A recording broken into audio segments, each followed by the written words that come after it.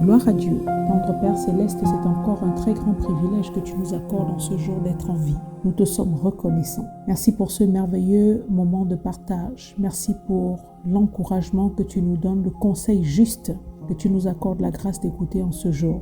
Merci d'éloigner de nous toute confusion et distraction et que toute la gloire te soit rendue à toi seul au nom de Jésus-Christ. Amen.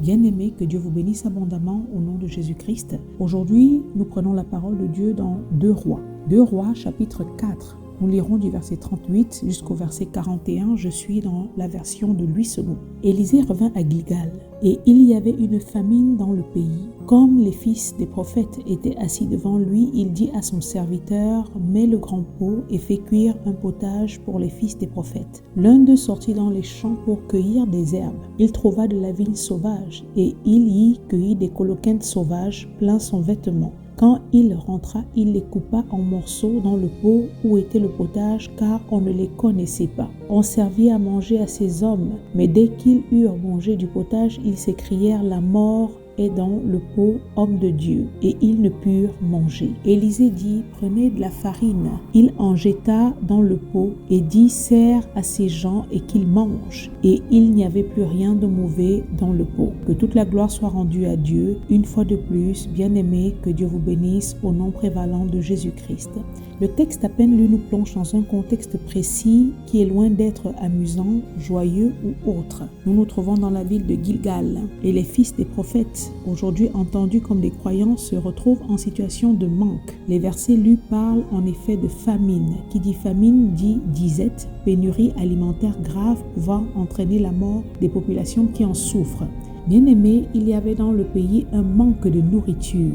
Et même s'il est certes vrai que les raisons de la disette des fils des prophètes ne sont ni détaillées ni mentionnées, j'aimerais rappeler pour notre gouverne que la famine, à certaines reprises dans la parole de Dieu, faisait partie des malédictions causées par l'abandon de l'Éternel, des malédictions dues à la désobéissance. Et avant de poursuivre, j'aimerais également nous dire que les fils des prophètes constituaient comme ça un groupe de personnes vivant en communauté dans le but d'étudier la parole, s'encourager et servir. Relisons les versets 38, il est dit: Élisée revint à Gilgal, et il y avait une famine dans le pays. Comme les fils des prophètes étaient assis devant lui, il dit à son serviteur: Mets le grand pot et fais cuire un potage pour les fils des prophètes. Élisée, arrivant auprès de ces hommes et voyant leur situation de manque, prit la résolution de leur donner à manger, de pourvoir à leurs besoins comme ils étaient assis devant lui. Et de ce fait demanda à son serviteur, et non à l'un des fils des prophètes, de cuisiner quelque chose afin que les fils des prophètes puissent s'alimenter.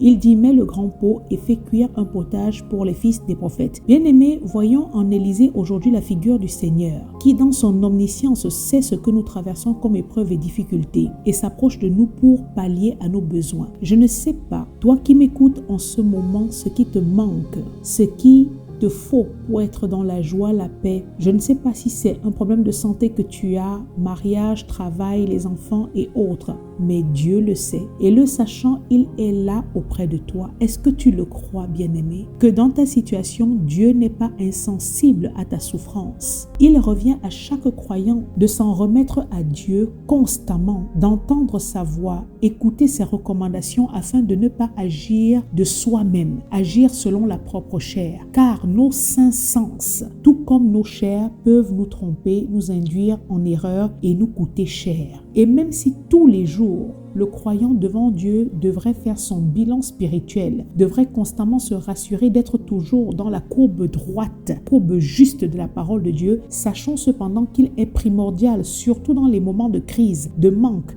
de peine, d'écouter la voix de Dieu, de suivre ses recommandations afin de remporter les victoires dans l'adversité et de vivre. Bien-aimé, je rappelle dans cette édition qu'écouter autre voix que celle de Dieu coûte cher. Écouter nos propres chairs, suivre notre propre logique et nos propres raisonnements basés sur nos convoitises conduit à la ruine. Car tout ce qui brille dans les champs, tout ce qui brille dans le monde n'est pas toujours or. Attention aux mauvaises décisions prises sans l'aval, sans le consentement du Seigneur. D'une mauvaise décision s'ensuit une mauvaise action. Aujourd'hui, nous lisons l'histoire d'un groupe de croyants assis au pied du prophète Élisée. Donc, il s'agit des personnes bien disposées envers le Seigneur, rassemblées pour persévérer ensemble dans les voies de Dieu, mais se trouvant en difficulté dans un contexte de manque de nourriture. Allons pas à pas dans la compréhension de ce passage. J'aimerais dire à une personne qui m'écoute aujourd'hui, attention aux périodes de manque, aux périodes où on languit après des choses qu'on désire obtenir, parce que ces périodes peuvent être très dangereuses. Bien aimé, dans le cadre du ministère, j'ai souvent eu l'occasion de constater que le manque dans la vie d'un individu peut produire des souffrances terribles, des frustrations, de la tristesse, une absence de joie pouvant aller même jusqu'à l'amertume et l'aigreur chez certains. Plusieurs personnes m'écoutent aujourd'hui,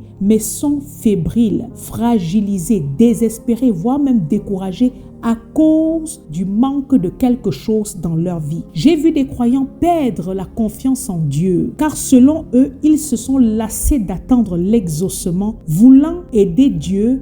Ils se sont enfoncés dans des situations compliquées, des compromis, dans le péché, ce qui les a rabaissés encore plus bas que terre et enfoncés dans des tourments terribles. À cause du manque dans déterminés domaines, j'ai vu des personnes sortir de la volonté de Dieu et se vautrer dans la perdition du monde. Bien aimé, que Dieu nous fasse grâce, qu'il nous revête davantage de sagesse, discernement, d'humilité et douceur, afin que nous puissions nous soumettre constamment à lui et ne pas agir selon nos propres chairs. N'oublions jamais qu'en tant que croyants nés de nouveau, nous sommes dans une compétition spirituelle où Satan, notre adversaire, n'étant jamais loin, cherche par tous les moyens à nous détruire en passant premièrement par nous-mêmes, nos propres chairs, nos propres convoitises, raisonnements et autres. Voilà pourquoi il est nécessaire de se garder en Christ, de se nourrir quotidiennement de la parole de Dieu, de la mettre en pratique afin de ne pas tomber en proie à l'adversaire. Bien aimé, je vais le redire à nouveau. De la même manière que tous les jours nous pensons à nous nourrir physiquement, de même nous devons le faire spirituellement, tous les jours. Car en tant que croyants, notre nourriture c'est la parole de Dieu. Matthieu 4,4, Jésus-Christ a dit, l'homme ne vivra pas de pain seulement, mais de toute parole qui sort de la bouche de Dieu. Le monde va à la dérive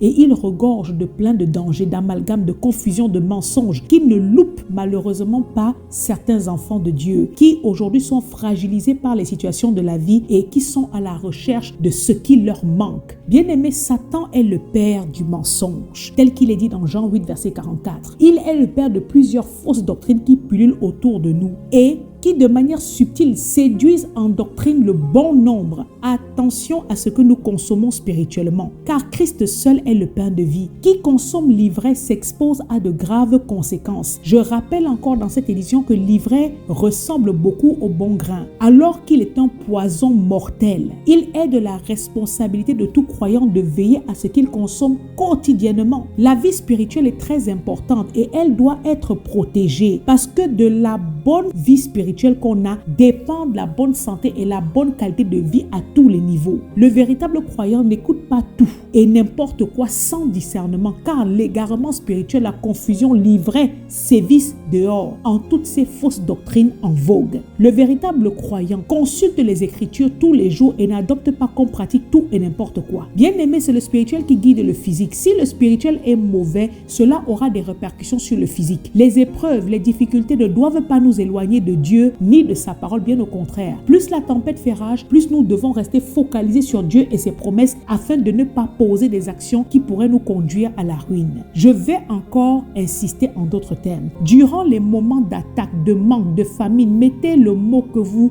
voulez, bien aimer. Le croyant devrait redoubler de vigilance, de sobriété, de prudence, afin de ne pas se ruer sur tout et n'importe quoi par désespoir ou découragement. Bien aimé, quoi qu'il arrive, décidons de faire confiance à Dieu. Marchons selon la foi, nous appuyant sur ses promesses relatives aux besoins que nous rencontrons dans nos vies. Pour chacun de nos besoins, la parole de Dieu regorge de promesses adaptées à cela. Examinons-nous spirituellement et regardons comment sont nos voies. Paul dit dans 2 Corinthiens 13, verset 5, « Examinez-vous vous-même pour savoir si vous êtes dans la foi, éprouvez-vous vous-même. » Les fils des prophètes aimaient Dieu et se trouvaient en difficulté. Et nous verrons que malgré la présence d'Élisée et sa résolution de les nourrir, par manque de discernement et ignorance de l'un d'entre eux, ils vont être exposés à un grave danger de mort. Retournons au texte. Dans la situation de famine des fils des prophètes, Élisée prit la résolution de les nourrir. Et il dit à son serviteur, et non, je le répète, à l'un des fils des prophètes de mettre une grande marmite au feu pour y cuire un potage, une soupe, un bouillon. Le verset 39 dit cependant, l'un d'eux sortit dans les champs pour cueillir des herbes. Il trouva de la vigne sauvage et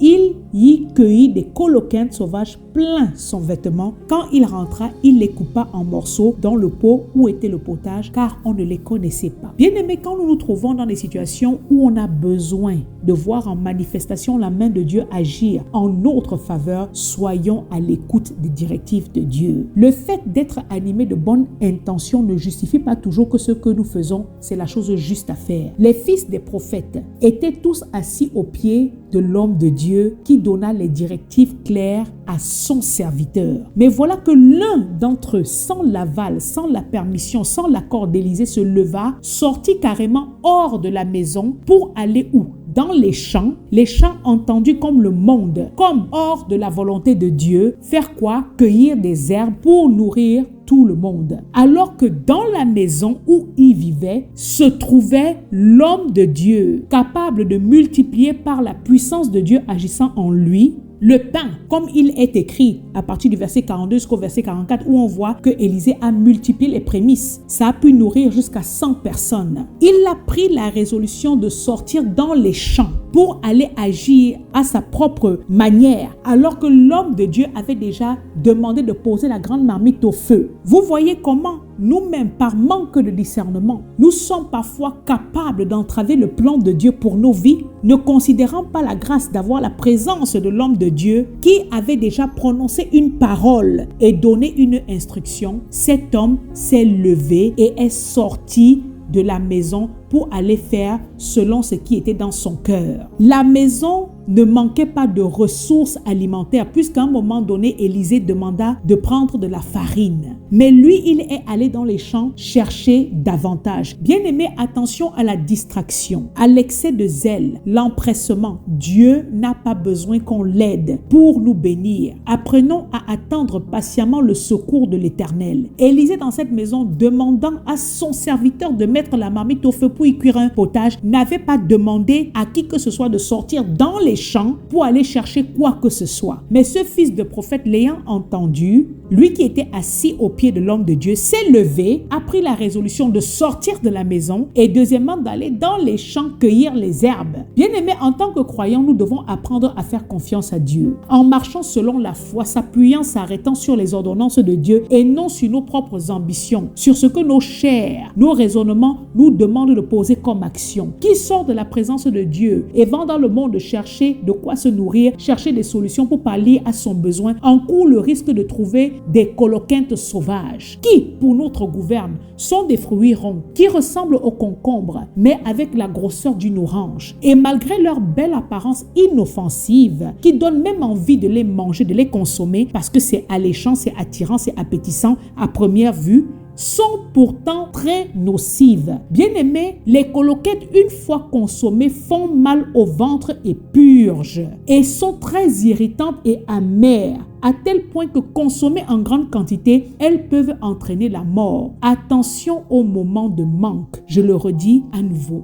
Les voies du monde qui proposent apparemment trop de solutions à nos besoins, les voies du monde qui sont hors des voies de Dieu, sont décuplées en tentation. Je redis encore aujourd'hui que tout ce qui brille dans ce monde n'est pas forcément or. Marchons selon l'esprit, usant le discernement spirituel et non nos cinq sens, qui ne sont là que pour nous tromper. Veillons aux actions qu'on pose et à ce qu'on consomme spirituellement, surtout dans les moments d'épreuve. Les coloquettes sont partout dans le monde et sont très dangereuses. Elles aguichent, séduisent plusieurs croyants ignorants et les exposent à la ruine. Bien-aimés, redoublons de vigilance. Il n'y a rien de bon hors de la présence de Dieu. Le Proverbe 10, verset 22 dit que c'est la bénédiction de Dieu qui enrichit et ne s'ensuit d'aucun chagrin. Le monde n'a rien comme bon aliment pour nourrir ton âme. Une mauvaise décision prise sans discernement, sans Dieu, conduit à poser une mauvaise action qui, elle, peut entraîner la ruine, exposée à la mort. Et c'est ce que cet homme fit. Bien qu'agissant sans doute de bon cœur, ne voulant faire de tort à personne, il a commis malheureusement une grave erreur qui sans la présence d'Élisée, aurait pu être fatal à tous ses frères. Bien-aimés, allant vers la conclusion, j'aimerais également attirer notre attention sur la superficialité. Un enfant de Dieu ne doit pas être superficiel. Cet homme fut superficiel et ignorant. Agissant sans discernement, il fut attiré par ce qu'il ne fallait pas. Soyons vigilants. De la même manière qu'on fait attention à ce qu'on consomme physiquement pour ne pas être malade, attention à ce qu'on consomme spirituellement. Car de même que les aliments avariés et périmés sont susceptibles de ruiner nos organismes, c'est de la même manière que les choses malsaines, livrées de ce monde, pervertissent, corrompent, pourrissent nos âmes et nos cœurs. Ce fils de prophète est sorti dans le champ pour cueillir des herbes et a trouvé de la vigne sauvage et il a cueilli des coloquines sauvages plein son vêtement. Je redis encore que dans le monde, on trouve plein de saletés, de poisons, plein de mauvaises choses. Ce n'est même plus caché. Et comme cet homme, si on ne veille pas, on est capable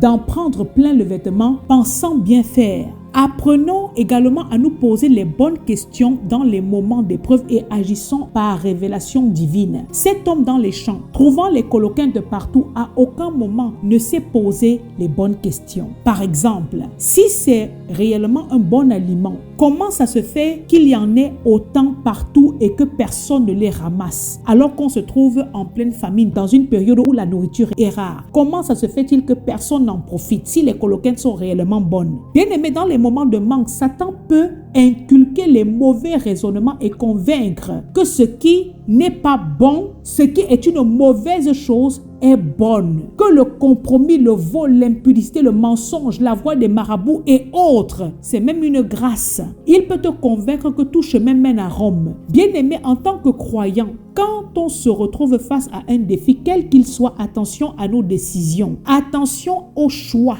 Je veux dire attention au raisonnement et aux décisions humaines. Vaut mieux peu de potage sain qu'une grosse marmite pleine de poison. Au risque de me répéter, à toi qui m'écoutes, ne va pas chercher dans le monde ou encore en dehors de la volonté de Dieu l'ivraie, les mauvaises doctrines, les techniques, les séminaires, les coffrets et j'en passe pour les ramener en quantité au milieu des frères en Christ, car ça occasionne de violents dégâts. Aujourd'hui, trop de fausses doctrines autour de nous. Cet homme, avec ses coloquines plein le vêtement, est rentré, les a coupés en morceaux et les a mis dans le pot où était le potage. Il a ramené le poison qu'il a mélangé au reste de bons ingrédients qui étaient dans le potage. L'adversaire, au travers des fausses doctrines, s'infiltre toujours de manière subtile. L'accès facilité par l'ignorance. La parole dit dans le verset qu'on ne connaissait pas les coloquintes. Bien aimé, l'ignorance tue. Osée 4, verset 6. Quand on ignore ce qu'on consomme spirituellement, c'est extrêmement grave.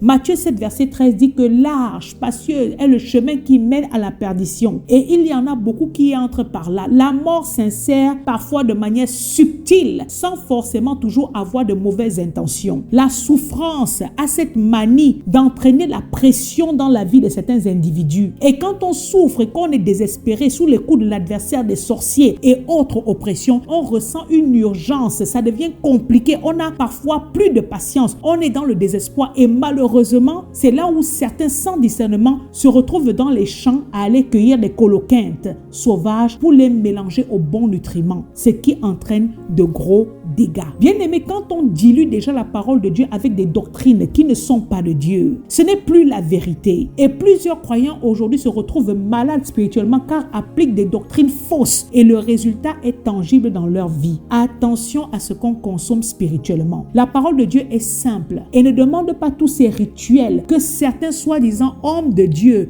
demandent aux croyants de faire et que des personnes fragilisées par les événements de la vie se retrouvent à pratiquer alors que ce sont des croyants. Soi-disant pour ouvrir le ciel, attirer la faveur divine et autres. C'est comme ça qu'on initie plusieurs dans la sorcellerie par ignorance. Lisons le verset 40. Il est dit, on servit à manger à ces hommes. Mais dès qu'ils eurent mangé le potage, ils s'écriaient, la mort est dans le pot, homme de Dieu, et ils ne purent manger. Après la consommation de ce fameux potage plein de coloquintes, Gloire à Dieu. Ces hommes ont eu le réflexe juste de crier à Élisée et non au cuisinier qui l'avait confectionné. Homme de Dieu, la mort est dans le pot. Homme de Dieu, il y a la mort dans le pot. Il y a la mort. Ça nous rappelle Adam et Ève à l'Éden. Le beau fruit alléchant, de bel aspect qui donnait envie, capable de donner l'intelligence et autres, plein de promesses, mais qui, une fois consommé, a produit la mort spirituelle. La séparation d'avec Dieu a introduit la souffrance. Bien-aimé, la désobéissance coûte cher. Qui consomme tout et n'importe quoi spirituellement s'expose à la communion rompue avec Dieu, ce qui entraîne douleur, souffrance, pouvant aller jusqu'à la mort. Je nous renvoie à la Genèse, au péché originel. Le salaire du péché, c'est la mort, dit Romains 6, 23. Dieu n'encourage pas ses enfants à aimer le monde, et encore moins les choses qui sont dans le monde, telles que le dit 1 Jean, chapitre 2, verset 15. N'aimez point le monde, ni les choses qui sont dans le monde. Si quelqu'un aime le monde, l'amour du Père n'est point en lui. Si tu nourris ton âme avec les choses de ce monde, tu trouveras sur ta route la mort spirituelle, la séparation d'avec Dieu, qui peu à peu te mènera à la mort physique, moyennant plusieurs souffrances. Christ t'a déjà racheté, vivifié, lavé, purifié. Bien-aimé, reste dans la vie. Reste en Christ, ne retourne pas dans les jougs de servitude. La mort est dans le pot, homme de Dieu. Gloire à Dieu que quand nous commettons parfois des erreurs, Dieu n'est jamais loin pour nous rattraper, nous tendre la main. C'est ça la patience, la compassion, la miséricorde de Dieu envers nous, ses enfants. Quand nous nous trompons, quand nous posons les mauvaises actions, quand nous crions à lui d'un cœur sincère, il est toujours prompt à nous aider. Bien-aimé, si tu m'écoutes en ce moment et que tu souffres, soit à cause des mauvais choix que tu as fait, soit à cause de la faute des autres, crie à Dieu. Le psaume 34 verset 6 dit: quand un malheureux crie, l'Éternel entend et il le sauve de toutes ses détresses. Dieu est bon et il veut et peut te sauver, assainir même ta vie sans te culpabiliser. Je rappelle que Dieu ne culpabilise personne, mais Satan, après avoir induit à faire les mauvais choix, est celui qui retourne torturé, harcelé, acculé de remords. Dieu agit comme Élisée, qui après avoir entendu le cri de ces hommes n'a pas fait des discours de reproche. Mais dans le verset 41, il est dit: prenez la farine. Il en jeta dans le pot et dit: sers à ces gens qu'ils mangent. Et il n'y avait plus rien de mauvais dans le pot. Élisée, le Seigneur, voyant la mort, voyant le péché, sans verser, rejeter toute la marmite, sans rejeter le pécheur, a dit: prenez la farine. Élisée a parlé: prenez la farine. Il a prononcé une parole. La parole, le pouvoir de la parole. Et deuxièmement, il a jeté, il a œuvré, il a opéré, il a jeté lui-même la farine dans le pot. Il a agi. Bien-aimé, dans ce passage, la farine fait figure de la parole de Dieu qui assainit les cœurs, qui réussit à faire passer le poison se trouvant dans les coloquintes. Dieu opère des miracles et transforme ce qui est mauvais en ce qui est bien. Quand on se trompe, quand on pêche, Dieu ne nous rejette pas, mais il nous lave, nous purifie, nous assainit et œuvre en nous. Voilà pourquoi, bien-aimé, si ton cœur est pollué par les mauvais choix, crie à Dieu et remplis ton cœur de sa parole. C'est elle qui va assainir ta vie. La parole de Dieu est puissante, vivante et efficace. Opère des transformations extraordinaires en qui la reçoit avec humilité et douceur, et change les cœurs, chasse au loin les ténèbres et relève l'âme affligée. Et il n'y avait plus rien de mauvais dans le pot. C'est ça qu'on appelle le pouvoir de la parole de Dieu qui soigne du mal. Mettons la parole de Dieu dans nos cœurs afin de vivre. Que Dieu vous bénisse abondamment. Amen.